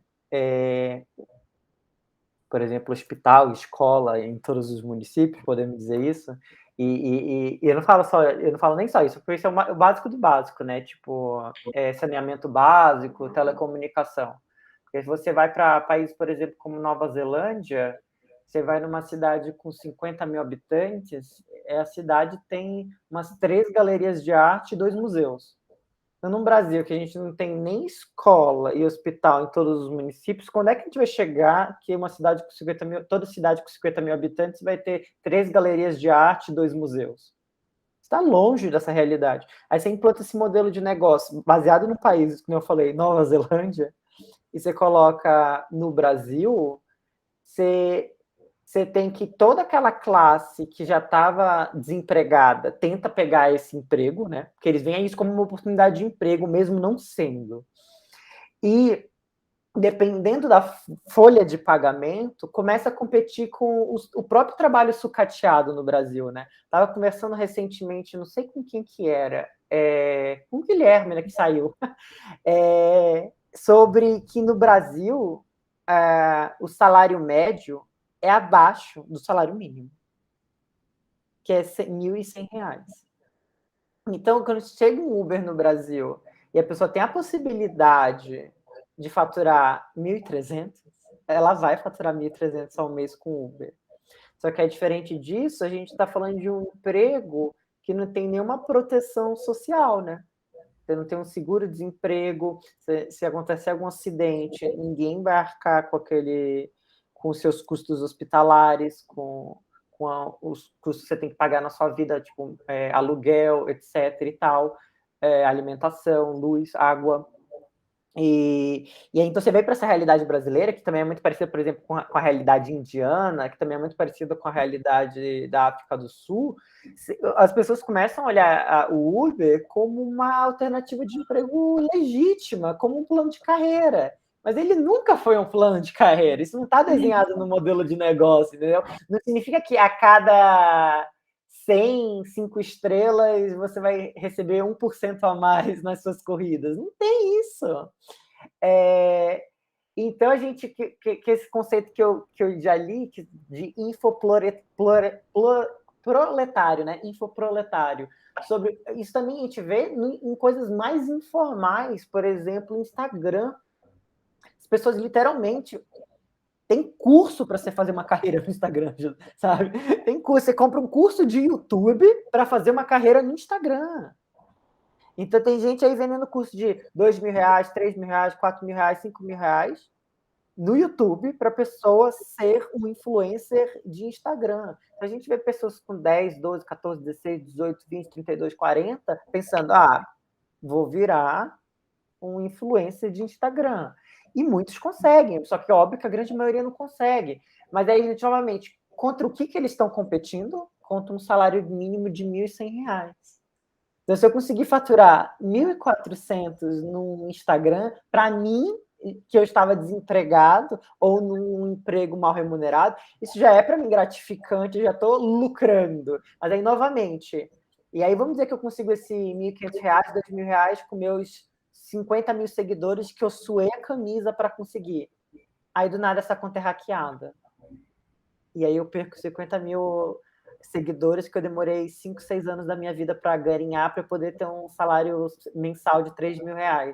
E agora, o que é a minha vida? Acabou. E não tem mais E o Instagram não se responsabiliza por nada disso. Né? Não vai ter um seguro-desemprego para mim. Mas a gente vê que a tecnologia tem que ser mais bem pensada do ponto de vista eticamente, né? Porque você está criando vários tipos de tecnologias que está arrebanhando várias pessoas de várias localidades diferentes e muitas vezes você não pensa no social e isso acaba se tornando o pão de cada dia de pessoas, né?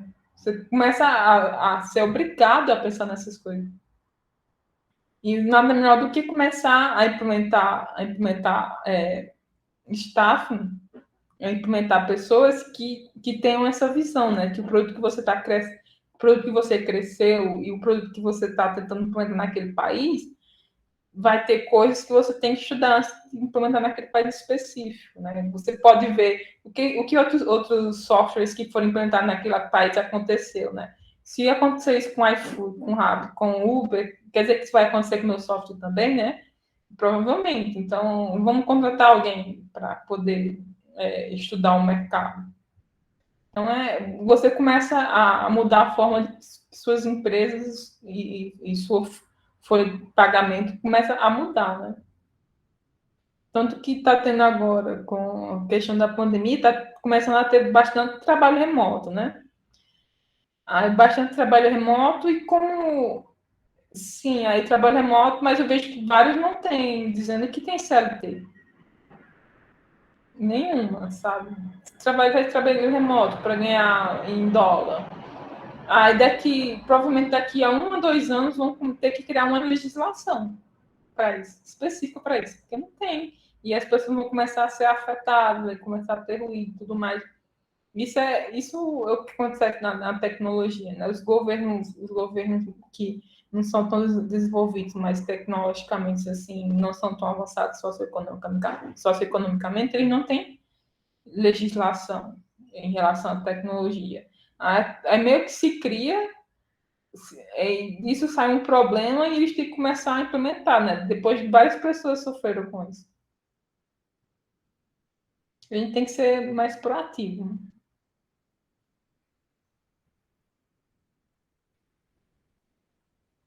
Sim, no desenvolvimento de leis que amparem, né, de mecanismos sociais mesmo que amparem, né, esse setor da população, né? Quase que a gente tem quase uma demanda social por sindicatos online, né? Mas assim, sindicatos das próprias plataformas, né? Que nem você falou, e é capaz de, como eu falei, hoje em dia, que todo mundo é, entre aspas, CLT, mas está todo mundo no remoto, mas a infraestrutura não é da empresa, é minha, então, afinal, quem que é dono dos meios de produção? Sou eu ou a empresa? Porque o computador é meu, o fone de ouvido é meu, quem que é realmente dono dos meios de produção, né? Aí a gente faz outras perguntas, né? Quem é dono da carteira de clientes, né? Porque senão eu tinha acesso direto ao cliente, eu que tratava direto com ele, eu não precisava do intermediário da empresa. Óbvio que isso é um sonho romântico empreendedor, né? Mas, porque querendo ou não, isso cria mais um abismo social, entendeu? De quem já tinha os aparatos para fazer esse trabalho remoto e quem não tinha. Porque quem não tinha, não é agora que vai cair do céu e vai ter, né? Se mal tinha o auxílio emergencial, você pode ter certeza que não vai ter o auxílio emergencial trabalho remoto, né? Vai estar distribuindo laptop de R$3.000. Não vai estar, isso não vai estar acontecendo. Então, quem conseguiu chegar desse outro lado da ponte garantiu o seu, e quem não conseguiu não vai conseguir tão cedo, né? Que é aumento desse abismo, mas é o desenvolvimento de políticas públicas que possam amparar essa parcela da população, né? E de políticas institucionais das grandes empresas que eles têm que pensar no próprio modelo de contratação, né? Porque muitos deles pensaram que como a gente pode reduzir custos, porque eles tiveram prejuízo mesmo com a pandemia, alguns setores, né, exceto o bancário, tiveram prejuízo com a economia, e aí eles meio que fizeram vários cortes de... Eu sei, por exemplo, que as universidades, né, particulares tiveram um grande prejuízo, por conta de que ninguém mais utilizava infraestrutura física, mas ela ainda exige uma alta manutenção, de um IPTU a uma segurança, a uma energia, a uma limpeza. Então, para eles não perderem o preço do imóvel, eles tinham que investir na manutenção, mas ninguém utilizava aquele ambiente. Os estudantes começaram a pleitear descontos ou mesmo entrar em inadimplência, né? Simplesmente não pagar a mensalidade da faculdade. E isso começou a gerar uma dívida enorme, né, para o setor privado de universidades. Já outros lidaram, querendo ou não, e aí já outros lidaram mais. Aí o que faz isso, né? Faz, quer dizer, vou investir mais na manutenção do meu equipamento tecnológico. Cada professor que se vire com o seu laptop, né? Isso a gente vê, eu e o Felipe, né, que a gente é da USP, a gente viu isso com professores da USP. Eu lembro uma professora minha, ela falou bem assim, gente, vocês sabem aquela coisa que compra para ventilar o computador embaixo, porque o computador está superaquecendo das lives? É isso, então, no meio da aula, a gente tinha que dar, tipo, consultoria tecnológica para a professora continuar no trabalho remoto. Então, assim, se um professor da USP não recebe um auxílio equipamento tecnológico, e desde do equipamento a um treino, porque a gente não pode achar que as coisas são assim também, né? Por exemplo, você vai dar um equipamento para uma pessoa que não tem uma literacia digital, uma literacia computacional. Você dá um computador, mas ela sabe criar uma conta no Google, sabe acessar um Drive, sabe compartilhar um arquivo, né? Sabe converter um Word em PDF. Então, assim, e aí a gente, novamente, quem chegou nessa fase do desenvolvimento histórico da sociedade com esse conhecimento consegue se garantir. Mas quem não conseguiu, aí o abismo aumentou, né? Que aí a gente fica pensando que é um problema, mas é uma oportunidade, né? É uma oportunidade de quem investe em educação, quem investe em tecnologia, e em correr atrás de assistir essa demanda da população, né? De desenvolver modelos de negócio para suprir esses problemas, essas demandas sociais, esses problemas, né? De letramento digital, de letramento computacional, que é o momento. Aí isso deixa bem evidenciado aquilo, né, na parte de negócio de inteligência artificial, né? Você não pode fazer mais um modelo de negócio, um modelo de inteligência artificial que seja engessado, né? Porque pode ter essas mudanças drásticas e você não ter uma coisa tão móvel, tão adaptável.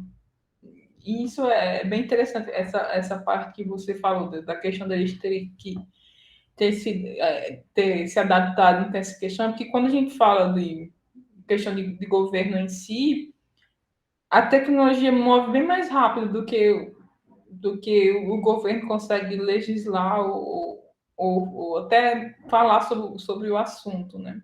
E o que acaba acontecendo é que a gente acaba, mesmo que criando, de existir nesse meio que esses governos de companhias, né? Que a gente segue as leis das companhias, não a lei do governo, né? O governo só vai começar a legislar ou interferir, né, nessas leis de companhias depois de muitos anos. Depois de ter fatos ou reclamações o suficiente que começam a afetar a base de eleitores. Uma base considerável. Já começam a legislar em cima da legislação corporativa, quando os modelos de negócio da legislação corporativa já raparam o lucro que elas queriam rapar com as ilegalidades delas, né? Isso, o governo não consegue acompanhar, a não ser que seja uma crise, mesmo com uma crise da pandemia, demorou 2 anos, né? E ele não tá... A gente vai ver o que vai dar essa CPI da Covid, né? Vamos ver no que vai dar. Assim, é interessante, é necessário, etc. e tal, mas eu me penso o quanto de medidas de fato vão sair dali, né? O quanto de mudanças efetivas, né? E até para... Eu não falo só em relação a essa pandemia, né? Como todo mundo diz, né? A próxima pandemia está aí no horizonte, né? E a gente não sabe qual é a distância entre nós e esse horizonte. Então, sabe, se a gente não aprendeu nada com essa pandemia, quando chegar a próxima, é isso que dói, né? E não aprender nada desde do ponto de vista legislativo, né? De quais são as limitações dos poderes públicos, né? Quais são os deveres do corpo político frente a uma pandemia. A pessoa não pode administrar como se fosse a casa dela. É a minha casa, eu não quero usar máscara. Não é assim que a coisa funciona, não é assim que a banda toca, né? Ou pode tocar desse jeito, sim, mas se tocar desse jeito é 600, 700 mil mortos, né? E que nem você falou, eu penso, gente, que eu falei, esse trauma, essa guerra que a gente viu, né, que foi uma guerra tudo contra tudo, né? Foi inteligência artificial contra vírus, vírus contra as pessoas, pessoas contra a política, política a favor do vírus, política contra o vírus, que, sabe, é uma coisa assim, uma teia tão complexa, às vezes eu acho que a gente que está vivendo em anime. E o vírus nem aí, né? E o vírus nem aí, né? O vírus, eu vou criar uma nova variante, tchau. E o vírus se divertindo, né? A custa de vidas, né? A custa de vidas. A custa de consumir nossos corpos, né? Exatamente. Mas acho que sempre foi, né, na história da humanidade, sempre foi atrasado, né, essa relação. Demandas sociais, educação, legislação. Só que agora, como a gente está num crescimento muito rápido, tecnológico, as demandas sociais, elas estão, né? É uma roleta russa de demandas sociais. Um software chega no país, cria uma demanda social nova, assim, da noite para o dia. E a educação não acompanha, a legislação não acompanha, e não é necessariamente digitalizar eles que vai acompanhar, né? Digitalizamos a educação, ela virou o quê? Ensino remoto. Ela não virou educação à distância, ela não virou educação digital, ela não virou educação 4.0, ela virou educação remota. Então, assim, até que ponto também ano passado a gente não teve uma legislação 4.0, a gente não teve uma legislação digital, a gente teve uma legislação remota, né? Que é só para tapar o buraco porque está com goteira. Mas, como eu falei, colocar um balde aqui para segurar a gota da goteira é de fato que a minha infraestrutura como um todo precisa? Não, né? Eu preciso fazer toda uma reforma estrutural aqui no meu telhado. E aí a gente pensa, será que é possível, né, essa reforma estrutural na educação, essa reforma estrutural no direito, a ponto de comportar, né, a evolução tecnológica? Eu não falo nem necessariamente só das inteligências artificiais, mas a tecnologia informacional, né, a gente está criando novas demandas, está criando novas culturas, está criando novas sociedades, e existem essas estruturas, né, modernas, que a gente chama, que elas são meio jurássicas, e elas não estão acompanhando o passo, né? E isso que eu queria falar, não está acompanhando o passo, então o descompasso está aumentando. A gente olha para trás, a gente vê o direito lá atrás, a gente olha para trás, a gente vê a educação lá atrás. E como é que a gente pode, né, aproximar... eu falei, a gente vai ter que aprender uma nova forma de aprender, né? A gente vai ter que aprender uma nova forma de legislar. Mas eu acho que, nesse sentido, a gente também... o indivíduo ganhou mais independência também. Eu acho também. É aquele negócio, passar do confortável, né? Porque as tecnologias estão avançando, elas estão mais rápido, e o passo que governo, legislação está bem mais atrasado, tá, mas a gente tem acesso mais fácil a obter educação que não é acessível em escola, em obter recursos que não são acessíveis em escola, que obter materiais que a gente vê no dia a dia, que a gente pode construir coisas por si só.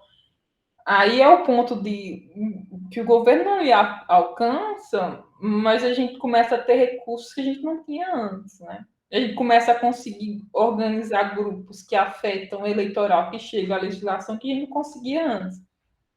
Então, sim, o descompasso está grande, mas a forma que você usa essa tecnologia, que você usa esses algoritmos, se você tiver mais com essa independência, você também pode conseguir formar mais opiniões e começar a ser escutado de forma que você não conseguia ser escutado antes. Você começa a ser uma senhora dona de casa que começou a fazer arte e ter sua arte que vai ser mostrada fora do país, né? Quando você imaginava que você conseguia fazer isso antes do avanço tecnológico, né? E às vezes né, uma artista que você falou, né, que é tipo do interior, e é a filha dela que tira as fotos e posta na conta dela do Instagram, que ela que administra, né? Não é nem a mãe de 60 anos. Isso. Sim, eu concordo. Eu acho que a tecnologia, esse é o grande ponto. Só que essa é uma grande mudança paradigmática também, né? Dessa governança, que tem que ser uma governança distribuída, né? As pessoas têm que ter um papel político muito maior, porque elas não sabem quem que vai ser a próxima pessoa que vai gerar o próximo viral. E um viral é um comportamento qualquer, né? É um comportamento qualquer que do nada se multiplica na internet, né? Vira um trending topic. Quem sabe qual que vai ser o próximo trending topic, né? Então, até uma responsabilidade digital, que qualquer besteira que eu fizer na internet pode virar um trending topic, né? E essa besteira pode ser... Eu tirei uma foto no ônibus, marquei essa pessoa e fiz uma meme dela, né? E essa meme, tipo, é um cyberbullying numa escala criminosa, assim, que se propaga pelo país inteiro, pelo mundo inteiro, e depois esse meme não volta. Ele vai, mas ele não volta. Ou então pode ser um viral contra a violência contra a mulher, pode ser um viral influenciando a melhor educação. Exatamente. Pode ser um viral mostrando dificuldade em comunidades, coisas que nem jornais mostram. Campanha de arrecadamento, né? E teve várias campanhas de arrecadamento para populações mais carentes também. Então, é aquela coisa, né? Você tem um instrumento, a forma como você utiliza é o que lhe define, não é o instrumento que lhe define, é como você usa, né? Acho que isso está ótimo. Esse é o grande ponto que eu trago, por exemplo, para a inteligência artificial, né? Que não tem essa de inteligência artificial do mal, inteligência artificial do bem. Não é nada, não é nenhum dos dois. É um instrumento, é uma faca, é um canudo, é uma panela. E olha que interessante que essa questão da tecnologia, da internet, das inteligências artificiais e da rede, né, mostra só que o ser humano ele tem se potencializado, né, por conta desses efeitos em rede, por conta dessa simbiose com as tecnologias. Então, assim, as nossas ações hoje em dia são muito mais potentes, né, elas atravessam estados, elas atravessam países, né. A potência de uma artista do interior, ela pode hoje em dia alcançar o mundo, né. E quando que a gente ia imaginar isso? Nunca, né? E aí isso só traz mais responsabilidade para a gente, né? Para a gente ser um ser mais ético e ser mais responsável pelas nossas ações. A gente está aqui encaminhando para as 6 horas, e antes de encerrar, eu vou agradecer, claro, a Tatiana Saturno pela ótima apresentação, mas a gente também vai fazer, semana que vem, uma apresentação de um congresso de ciências. Essa aqui é a apresentação que a gente vai fazer. A gente vai participar do 5º Consinat, 7º Enesina e 9º Semicinat. É um evento organizado pelas startups Ser e Ajudaí, que estão incubadas na incubadora Habits da EASH, da Universidade de São Paulo, na unidade USP Leste, né? E eles estão organizando uma semana de eventos relacionados ao ensino de ciências, e a SagaPro vai participar e a gente vai contribuir com essa palestra, que é o uso de tecnologias IA, gamificação e psicologia cognitiva social para o ensino de ciências e outras disciplinas curriculares. Vai acontecer bem cedo, vai ser 9 da manhã, mas a gente vai buscar disseminar na nossa rede, né? Quem puder participar, participe. O Will está aqui, ele vai participar também, ele está na organização. Ele é da Ser, né? Uma dessas edutechs que está com a gente. Então, assim, eu vou mandar depois o link desse evento para vocês se inscreverem, ou se vocês puderem passar para alguém que se interesse, que possa comparecer. Vou agradecer novamente a Tatiana Saturno pela ótima palestra. Eu adoro esse tema de inteligência artificial porque ele é tão transversal. Acho que 2 temas hoje em dia, eles são super transversais e eles, inclusive, dialogam entre si, que é inteligência artificial e direito. Hoje em dia tudo é direito por conta, né, que está tudo conectado, a empresa, cada um está num país diferente, e aí tem a lei corporativa, né, que é a lei que a empresa inventou que vale dentro dela, né? E aí tem inteligência artificial, que, tipo assim, inteligência artificial não é economia, não é educação, não é medicina, é o que ela quiser, né? O que a gente quiser que ela seja. Ela atravessa qualquer setores, e é uma inteligência artificial conversando contra a inteligência artificial de outro setor, porque elas impactam as nossas relações sociais. Então, assim, é um assunto que eu nunca vou cansar, desses 2, né? Direito digital e inteligência artificial. Então, muito obrigada a todo mundo que compareceu, e principalmente a Tatiana pela ótima apresentação. Eu vou desligar a gravação agora. Obrigada. Tchau, tchau. Obrigado, gente. Obrigado, Tati, gostei muito. Muito bacana. Obrigada. Obrigada pelo convite. Tchau, tchau. Tchau. No 5º Consinat, 7º Enesina e 9ª Semicinat, a SagaPro apresenta a palestra O uso das tecnologias inteligência artificial, gamificação e psicologia cognitiva social para o ensino de ciências e outras disciplinas curriculares. Nós agradecemos a convidada Tatiana Saturno, ao apoio do CETEC, e estendemos nosso agradecimento a todos que assistiram nosso Meetup na íntegra. SagaPro, venha viver essa saga conosco!